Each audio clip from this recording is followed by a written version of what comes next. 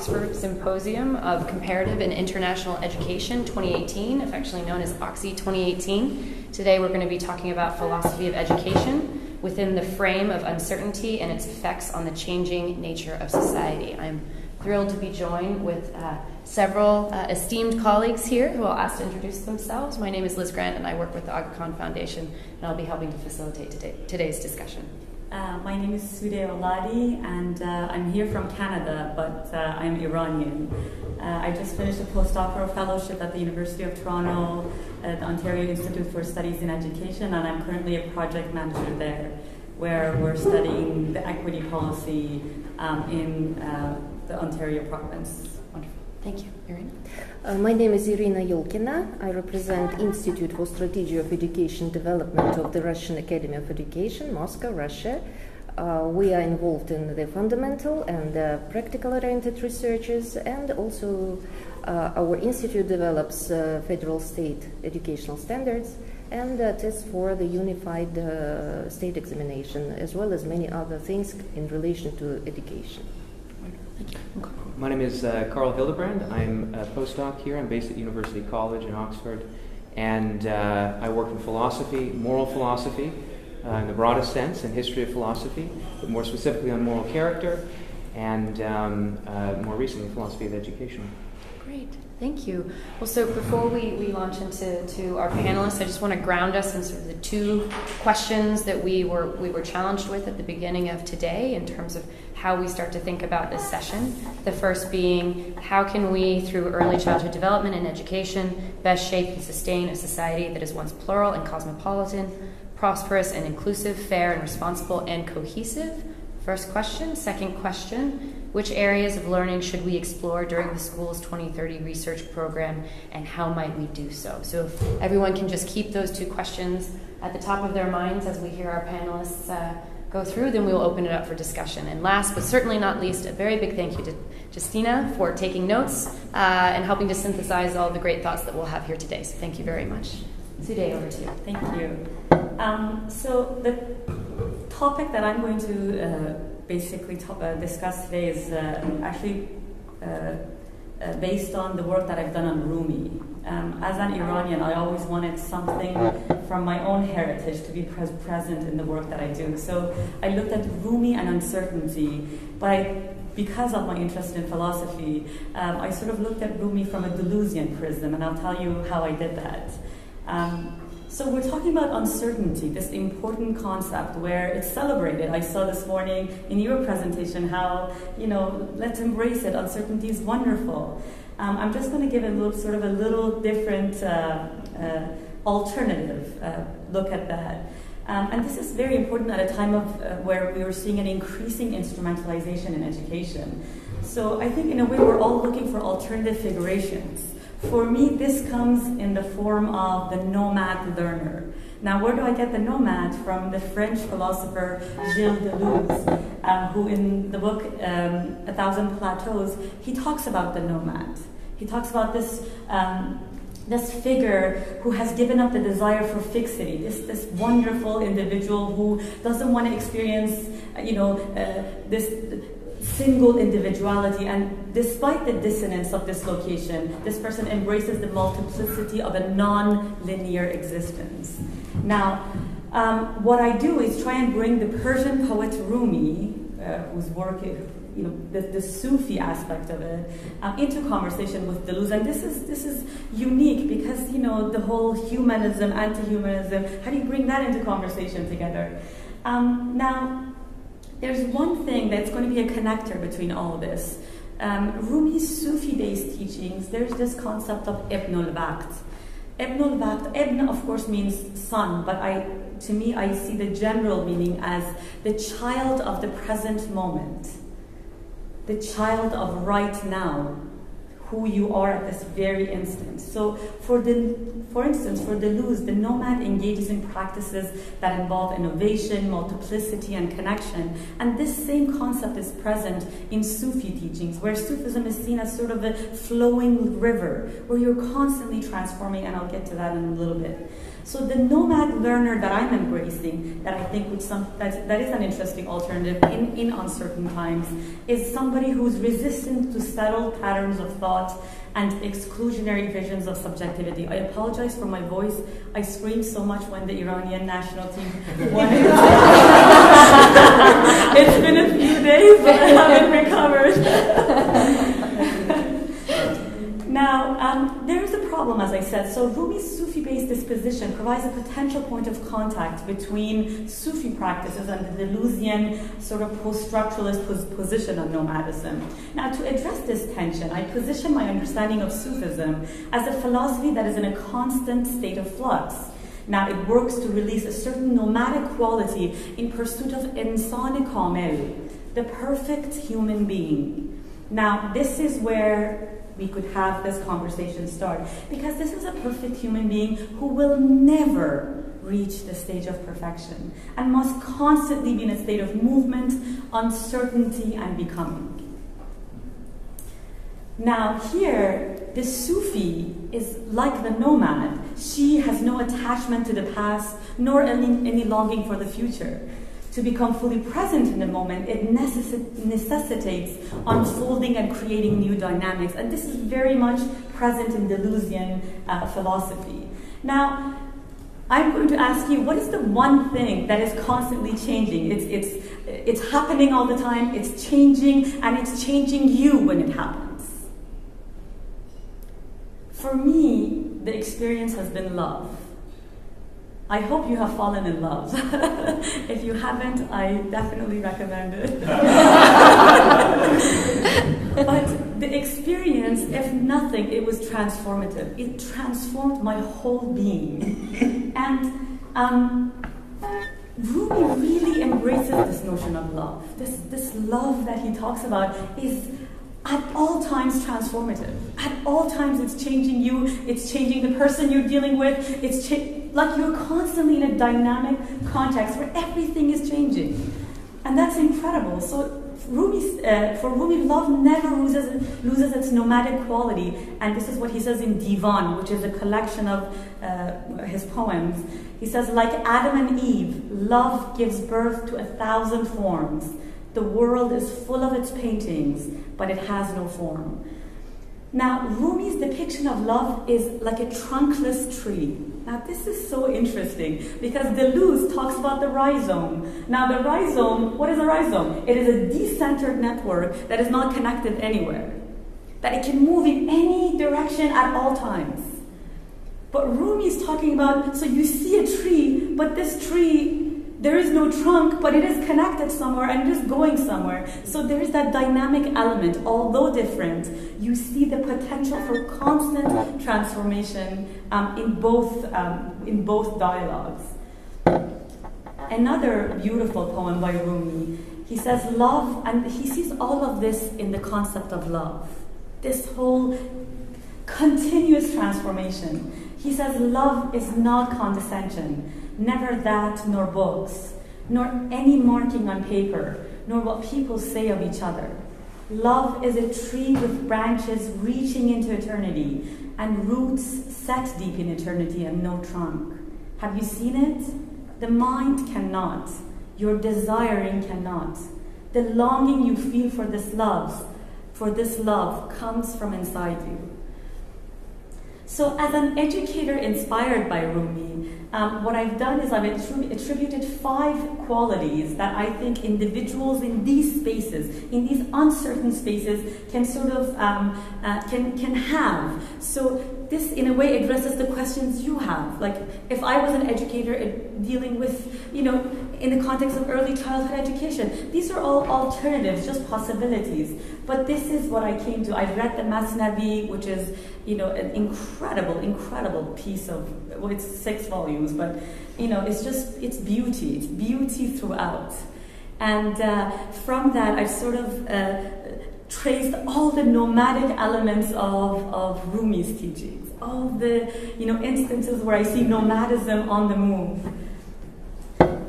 So what are these qualities? In uncertain times, we can be educator or uncertain, and we can be the seeker. Now, to be the seeker is incredibly important. In Sufi philosophy, if you want anything, you have to want it first. It's not going to be in the context of a classroom where everything is given. You have to create that want. So this is how we can look at it. How do we create a space where from a very young age, children begin to want, they ask, they desire. So to instill that sense of seeking. So this individual is a human in progress who possesses an anxious heart. She's bound to find herself connected to the tree of immortality that Rumi talks about constantly. And there's in Rumi, there's always this notion of spirituality. So this connection between spirituality and being grounded and activism. That whatever you do, it has to lead, it has to have a transformative element. Otherwise, you can sometimes non-words are more powerful than words. How about the storyteller? In uncertain times, we need storytellers. Now, Rumi inspires the storyteller to tell stories of pain, resistance, change. Now, this storyteller reignites hope by introducing learners to individuals of movements that have transformed their lives and in the process transformed their surroundings. I know I still live by the stories I've heard from a very young age. They are the stories that inspire me. So how about an educational space that is rooted in storytelling? That we bring out the storyteller in the students, in the learners. We have the resistor. The resistor challenges the stereotypes, creates alternatives, and she promotes collective resistance among various social actors. Now, this collectiveness is also another important element. That in the neoliberal world that we're living in today, collectiveness is the last thing that we have to address because it's all about me, because I have to get ahead, because I have to succeed. So where does that sense of community go? How do we reignite that? How do we remind our kids that, remember the community, remember more than yourself? We have the transformer. The transformer seeks to create alternative futures by transforming the present. Now, this is done by systematically challenging the power hierarchies. Now, this is an important point because we do have a tendency to celebrate all these lovely, lovely thoughts. Yes, let's undermine authority. Let's, question the power structure. But many times we find ourselves with very little choice but to be subversive, but to do this in the most indirect ways, to actually engage with that power. So to sort of give a sense of agency to the people involved, that even if you have to engage with power, don't dehumanize yourself. Remember that there is a higher purpose. Remember that you are engaging in this sort of sense of negotiation for something, for a bigger cause, for a bigger purpose. And this is important, that at all times, transformation at the personal level is very important. That's why it's not just me wanting to change the world, it's me having to change myself. And hopefully in our discussion, I have a beautiful story that I will tell you, one of the Rumi stories that I absolutely love. And finally, the improviser. The improviser celebrates the nomadic learner as she experiments with pedagogies that could lead toward uncertain outcomes, or perhaps to transformation, to wisdom, to hope, to limitless possibilities. You talk about what are the alternatives for the future. We are all looking at different ways of, new possibilities. How about focusing on wisdom? But that's going to be hard because we live in a time where the educational space wants us to measure everything. How do you measure wisdom? How do you measure really even critical thinking? So this individual, this improviser, engages in a fluid and flexible wandering as she transcends from being to becoming. In this state, wandering in a constant state of in-betweenness embodies a restlessness that leads to creativity and continuous change. And it is this creativity that the Luz celebrates. That constant change, the ability to create from nothing. Now, The nomad's desire for placelessness. I am little by little, I'm learning to embrace the homelessness that I find myself in. You asked me twice where I was from. I have lived in Canada for many, many years, but I cannot say I'm from Canada. I go back to Iran and it is no longer fully my home. And for the first time in my life, I acknowledge that I am homeless. I have no home, and it has pained me for many years. That's why I could never accept where I was. I was always seeking that home. And then I realized maybe I will be homeless forever. Maybe I have to find a space where I can learn to see this homelessness as something that empowers me and gives me agency. Now, that's much easier said than done, believe me. So this nomad's desire for placelessness and ability to function on alternate playing fields is in opposition to the notion of fixity and certainty. Now, these individuals whom Rumi encourages to enter into a space of non-existence. Now, Rumi talks about fana. In Sufism, fana is the final stage. It is annihilation. That is where you fall in love, because you let go of you completely. Now, this is similar to the individual Braidati, who does a lot of work on the luz. And she says this is like a depiction of an individual who's suspended between the no longer and the not yet. And I find that is my story. But this is where I want to challenge you a little bit. It is all beautiful. Everything I say, to me, it sounds lovely. But I live that experience, and I tell you, many times it is not easy at all. It is not a beautiful picture. It is a picture of pain. So uncertainty many times is actually pain. And I find that a lot of people who do talk about the beauty of certainty do it from a position of power, do it from a position of certainty themselves. So if you ask me right now, you're working at the University of Toronto, you can do just as great a job at a university in Morocco. Would you go? So that need to be connected to power, that need to be connected to certainty is always there. We have to acknowledge that, I think. So while we live in a world where, there's just so many immigrants, people are moving around so much, there's no sense of certainty, I think. It is important to acknowledge this, embrace this, but at the same time, challenge it and see if you can find yourself or re-find yourself in this new space, that we call uncertainty. Thank you.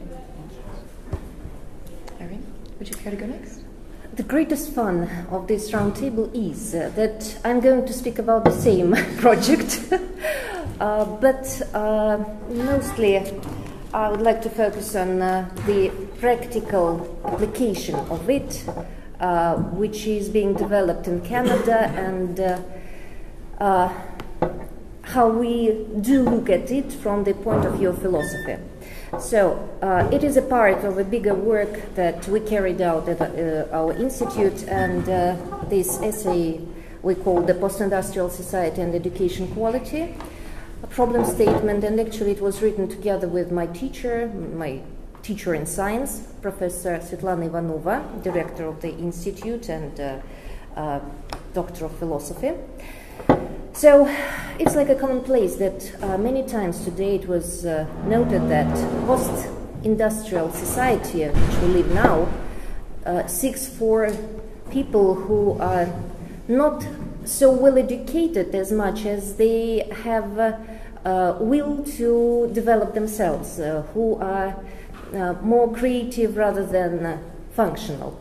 And the nature of subject is a non-eliminated part of education space, can be seen via subjectiveness, which manifests itself in action, activity, education space. Many stakeholders form it, and we can say that one of the most important indices of the modern society is the level of its development, which is strongly connected with the quality of education. So, speaking about the modern society, we would name several conditions offered by postmodernism. For example, this is the new function of the text, which at large is the creator of the new reality.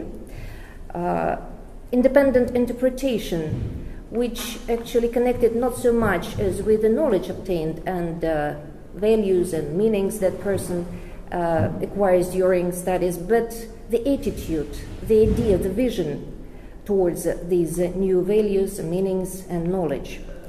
Individualization, meaning the presence of an individual in those spheres which have never been associated before with individualization, like the content of education and many things connected with it. And under the modern conditions, we, of course, should bear in mind that subject is the main actor of education and education space. And now we see this situation in education as follows.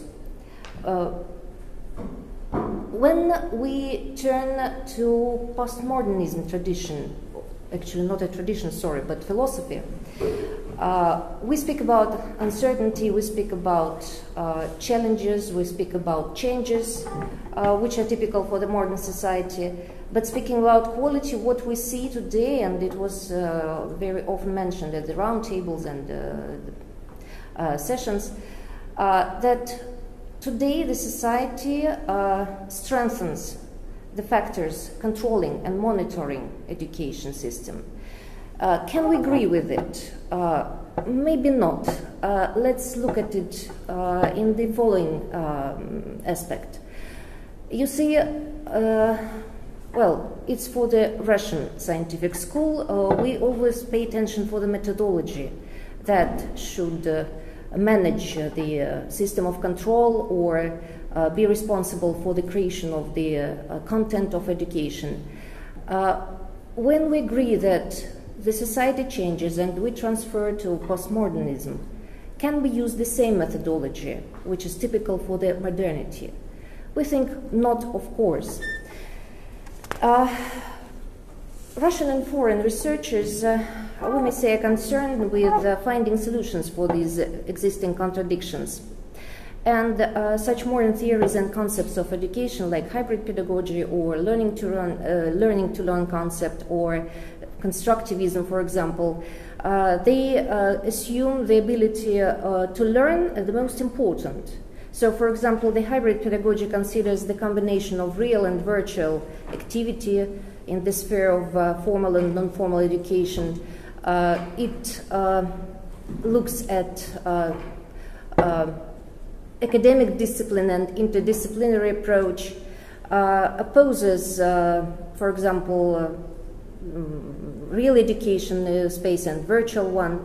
So hybridity manifests itself in the moment of interaction, which involves the both oppositions intersecting and mutually influence each other until they accept a new configuration, and so on and so forth.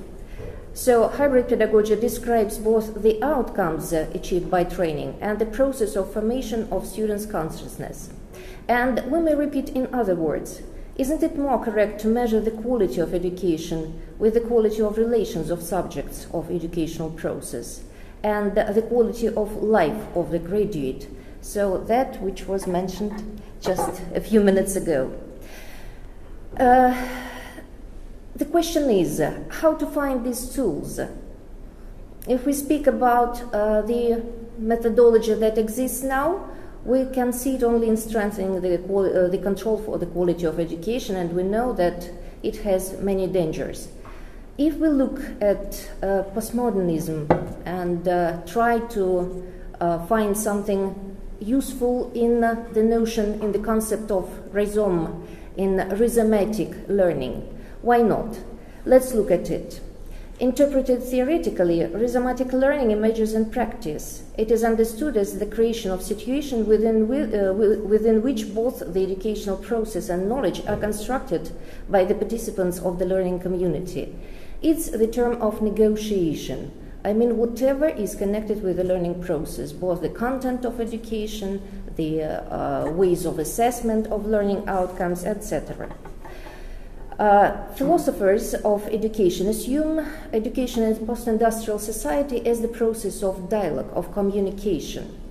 And it means that all the interlocutors of the dialogue should have equal positions. They should discuss openly and freely whatever is going. So in this context, we may ask a question: should assessment exist in such a situation? Just imagine.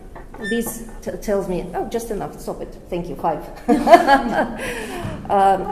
So, what to do in this situation? Isn't it paradoxical that postmodernism denies, rejects assessment? We think not. Ideally, dialogue means that both sides interact, they influence each other, both the teacher and the student, so they should learn from each other. And what about peer assessment rather than the assessment from one side? So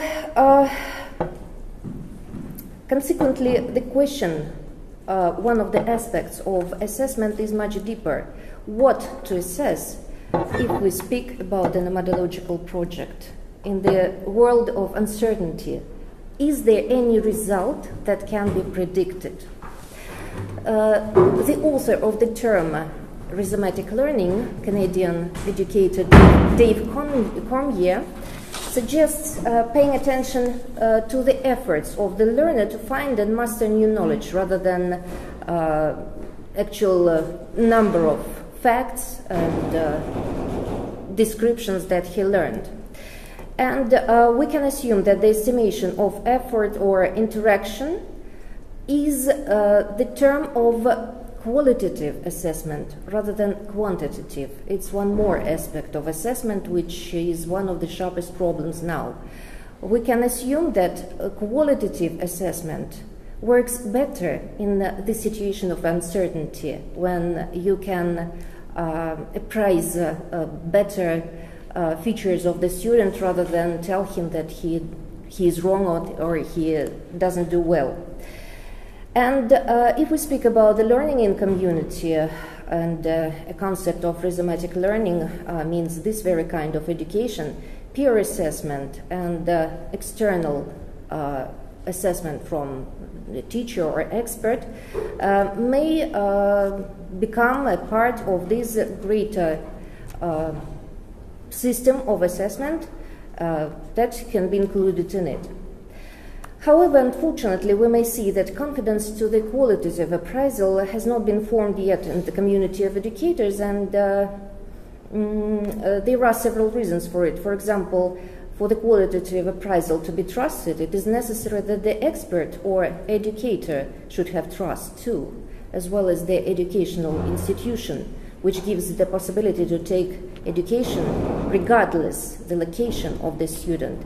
So in terms of rhizome, we may say that it's open, it's endless, structured, have no structure, and education may appear in the place and the point where it is necessary, rather than according to the plan or program. So postmodernism blurs the category of education, of its quality, despite the fact that when it comes to a person, himself or herself, uncertainty becomes the thing that is not necessary. Because when you think about your future, uncertainty is maybe not the best thing to be sure of your future. Here maybe we think differently, because this is a very doubtful question, how to assess the outcomes which we can never predict. And so we can assume that simulacrum actually is not possible during the organization of procedures of state exams, for example. However, the mechanism and the procedure creates the transparency or visibility of transparency, and this is probably the simulacra itself. But it doesn't contribute to the truth, which lies actually in the changing of content of education, and which is strongly rejected by postmodernism. Thank you. you. Thank you very much. Carl, please. Great, thanks. Philosopher to bring it home. Philosopher brain home. Okay, great. Well, I hope I'm in the right place. Great. Well, thanks so much for having me here, and it's really a pleasure to chat with people who work in education. And this is in many ways a sort of a newer environment for me, and so I'm still learning about my audience. But Tom and I were actually just chatting before things started here about the role of philosophy as it applies to education. And I guess in a way, I think philosophy, I think sometimes people come to philosophy and they say, or they have in mind this idea that, you need to sort of give us the values that we're going to educate for, or tell us how we're going to do something. But I think philosophy in a large way is meant to sort of present different systems of thought and to help you compare them and kind of work through them. So it's a normative discipline in that way, and so I guess I want to kind of invite you into this this discipline and this sort of job of kind of comparing and contrasting and working through different systems of value in this case, I guess. So I'm going to just kind of offer a scattershot of ideas, but they are connected, sort of medium pattern, and kind of focus around the idea of moral learning. So one of the questions that we were presented with was what areas of learning should be explored during the school's 2030 research program. And so I'm going to now just explore a few ideas around what we might call moral learning. So in the next few minutes I'm going to sketch a very general philosophical picture of some of the values and virtues that we might want to educate for and how they might fit together. In short, I want to suggest some rough outlines for a theory of virtue. Very rough. Mindful of the time here within 10 minutes. But this will be drawing from some of my work on Kant. I work on Immanuel Kant and moral character. So of course this is going to be, as I've been saying over and over, very sketchy and far from a complete or final account. But I do want to at least gesture toward a possible moral framework that we might draw on to answer some of these questions that we have before us. So it's been suggested by Dennis Phillips and Harvey Siegel that the fostering of reason or rationality is often taken to be a fundamental aim of education. So I'm going to guess that this is somewhat contested. I'm sitting alongside a couple of continental philosophers, and I think this is great. I think we have a very diverse panel, and surprisingly we have a sort of an analytic philosopher, I guess, in Oxford representing the sort of filling the diversity quota, which is funny, but is great. So I take this idea of reason and rationality as in some ways perhaps controversial, at least how we define it. Nevertheless, one might be tempted to think that this gives us a clue to the answer to some of the above questions. If we want a society whose citizens are fair and responsible, well prepared for an uncertain future, we should educate them to be reasonable or rational. But of course, we'll want to ask, what does it mean to be reasonable? So part of this is going to involve curriculum and developing and applying, passing on the contents of a certain curriculum, knowledge. Nick Kafka talked about this morning, Teach a Man to Fish develops confidence, critical thinking by getting students to develop businesses in schools. Will someone who excels in algebra or advanced calculus, for example, be fair and responsible? So what is the content of reason here? In the middle of a conflict, when one person says to another, let's be reasonable, we might worry that this is just an underhanded way of saying, let's do what I want to do. Or more forcefully, do what I'm telling you to do. So here I'm trying to kind of address the sort of Foucauldian or postmodern criticism of this idea of reason. On the Kantian picture, which is the one that I'm working with, reason has two applications, theoretical and practical. And practical reason is grounded in the concept of the moral law. So Kant has an extremely and unnecessarily complicated way of describing the moral law and its different formulations. But the basic idea is that human beings deserve respect. They have dignity, as he says, or absolute worth. And we shouldn't use them as a mere means to serve our own purposes. Further, we should treat them equally as such, not making an exception of ourselves. We should foster a world in which this equal status is recognized and appropriate treatment is given. On Kant's account, this idea of equal dignity is at the heart of practical reason. It's this rational enterprise. At one point, he refers to it as a fact of reason, even. I'd like to suggest that in exploring the area of moral learning, we might think of this idea as the core value to be grasped in that process. However, this idea might end up being acquired by a child empirically. But since this is a discussion, I'd also like to suggest this as a question. Is an ideal or an idea of equal dignity a suitable core value to be grasped in moral learning?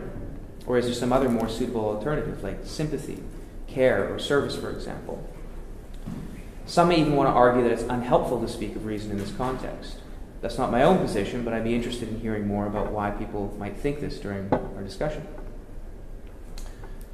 So with that idea in the open, and by the way, just along the way, I'll make one distinction here between so this idea of reason and the moral law and reason. So there are two, if we go back to Aristotle, we can look at, for example, intuitive reason, or discursive reason on the other hand. So intuitive reason is kind of the grasping of first principles. Things like he sort of borrows from theoretical reason. It's the same sort of idea, really, that we kind of grasp our first principles intuitively. We just kind of see them. And that's not a sort of straightforward concept necessarily, which principles we're grasping in this sort of thing, but we sort of have to start somewhere. We take some things as axiomatic, and then we kind of work that out with our discursive reasoning. So we take kind of two types of rationality. So it's just, a historical antecedent to this idea. So with this idea in the open, I want to anticipate and respond to a line of criticism that says this reasons-based account of moral value might mislead us when we try to conceive of the nature of education. So philosophers can be a cantankerous bunch, and you often get the idea that you're not really doing philosophy unless you're disagreeing with someone. So I feel obliged to do this. Don't worry, it's no one here. We're all getting along very well. Right, so in her philosophy of education, Nell Noddings, who you might be familiar with, says that in Kant's ethic, the individual, as a general mechanism of practical reasoning, became central. But the individual as actual embodied person became irrelevant. The individual, as a richly complex social being, was reduced to a reasoning machine, end quote. So there's a lot that can be said in defense of Kant on this point, but I'd like to briefly point to the account of sympathy found in his later work, particularly in The Doctrine of Virtue. Here, Kant argues that we have a duty to sympathize actively in the fate of others, and to cultivate within ourselves the natural feelings of compassion. This disposition of sympathy provides the emotional counterpart to a rational morality, as the virtue to the value, kind of the embodied virtue to the sort of abstract or kind of general value. His conception of sympathy further implies a capacity to understand the complex network of relationships and social dynamics one finds oneself in, so that one can better follow the moral law, as he calls it, and ultimately better respect others and oneself. It involves both emotion and a kind of understanding or practical wisdom. So it's not unlike the Aristotelian virtue of phronesis, or practical wisdom. And of course, we've already heard a bit about that. Not necessarily in its Aristotelian terms, but in other terms. So importantly, though, for Kant, sympathy is not fundamental, since its value is conditional on the value or the equal dignity of persons, including oneself. This means that one's own identity is safe from being swallowed up in the role of caregiver, for example, to use one of Noddings' terms. This is something for which Noddings' account can be criticized, and often is. So just in sum, Noddings' point is an important one, but it misses the mark with Kant. So we see a similar criticism in Jonathan Haidt's book, The Righteous Mind. So I don't know if some of you are familiar with this. This is a popular piece of popular psychology, extremely interesting, in which he suggests that Kantian ethics, and he actually targets Kant in a number of points, along with a number of others, is a function, so this kind of ethic is a function of a deeper psychological tendency to see the world as full of separate objects rather than interwoven relationships. So it prizes autonomy over interdependence. Haidt goes on to contrast an ethic of autonomy with an ethic of community. So the former is obviously meant to include Kantian ethics, since the value of autonomy is derivative of the value of dignity. According to an ethic of autonomy, this is using Haidt's words, people are first and foremost autonomous individuals with wants, needs, and preferences. Whereas according to an ethic of community, people are first and foremost members of larger entities, such as families, teams, armies, companies, tribes, and nations. So Haidt's broader argument is multifaceted and insightful, and he's careful enough to at least minimally qualify his claims. You often get the sense reading him that he's drifting into saying more than he, I think, perhaps can say or ought to say as a psychologist, someone engaged in a strictly empirical discipline. His final position is that moral reasoning is ultimately driven by intuition. And the more intuitions one can employ in this process, the better. These intuitions obviously derive from evolutionary drives, among other things. And he suggests that there are up to 6 such intuitions, or moral taste receptors, as he refers to them. So it's kind of this idea that we sort of try what works morally to kind of make our communities function, and then we sort of keep the things that do work and discard those that don't. So these 6 receptors are care, liberty, fairness, loyalty, authority, and sanctity. And he draws on some related moral themes of divinity, community, hierarchy, tradition, sin, and degradation. He has a lot of, again, this is a very complex book, very complex argument. He has a lot of very interesting applications for this, many of which are political in nature. But I'm not going to address those here. So thinking from within the Kantian idiom, it makes sense to me that each of these intuitions, these capacities, maybe faculties or dispositions we might think, can be useful in helping us to understand what constitutes a person's dignity in the particular circumstances, the embodied circumstances, the social fabric that one finds oneself in. This is the function of sympathy on the Kantian picture. As philosophers would say, it performs an epistemic function. It informs us. But it doesn't seem that each of these 6 intuitions or dispositions are on equal footing. It doesn't seem to me that they're on equal footing. For example, a person's conception of loyalty may to some extent determine what I should do in order to respect them, or to acknowledge and act according to their dignity. But there might be some things that loyalty demands which will violate equal respect for all. So there's a tension in Haidt's book here, that he's kind of giving us this very rational argument, telling us to reflect on these things, but he's kind of diminishing the value of this higher order reflection. So it makes more sense to me that the value of equal dignity comes first as a kind of higher order value. You might argue that this amounts to a kind of intuition too. If that's the case, I might be taken as suggesting that we have one very deep and maximally important intuition, rather than a total of 6 seemingly haphazard or more superficial ones. Perhaps it's best to conceive of a hierarchy of intuitions and values, with some that are more deeply set and widely observed than others. In any case, understanding and reconstructing these intuitions and their interaction with moral values seems to me crucial to constructing a society that's plural and cosmopolitan, prosperous and inclusive, fair and reasonable, and cohesive in the right sort of ways. And a philosophical analysis like this seems essential for a policy or program of moral learning, if we're going to engage in such a thing. So like I say, this is only the beginning of an answer, and these are some very sort of sketchy general thoughts. But here they are, and I'm very much looking forward to hearing what you have to say. Thank you. Great. Carl, Irina, Soudeh, thank you for just tremendous thoughts and comments. Really appreciate it. Yeah, Thank you. Excellent. Excellent. And thank you to those who tuned in.